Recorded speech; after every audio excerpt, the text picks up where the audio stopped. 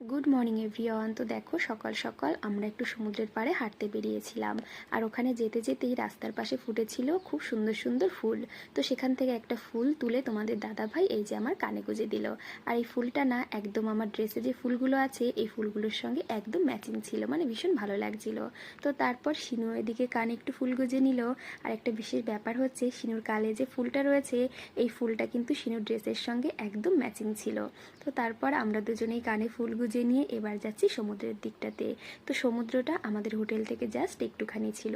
মা বাবা অনেক সকালে উঠেই চলে গেছে সমুদ্রের পাড়ে ঘোরার জন্য। যেহেতু ওনারা অনেক আগেই ঘুম থেকে ওঠে, মানে সকাল সকাল, সেই জন্য ওনারা অনেকক্ষণ আগেই বেরিয়ে পড়েছে। হয়তো এখন আসার সময়ও হয়ে গেছে।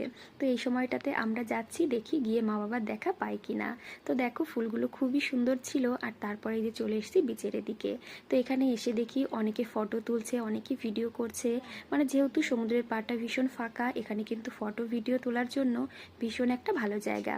তো তারপর শিনু মানে এখানে ফুলগুলো ধরে দাঁড়িয়েছিল, আমরা একটু ঘুরে হাঁটাহাঁটি করছিলাম। সকালবেলা বেশ ভালো লাগছিল, একদম ঠান্ডা ঠান্ডা হাওয়া আর একদম পরিষ্কার ওয়েদার ছিল, খুব ভালো লাগছিল আর কি। তো অবশেষে মা আর বাবাকে যে দেখো খুঁজে পেয়ে গেছি। আর তারপর কিছুটা সময় হাঁটাহাঁটি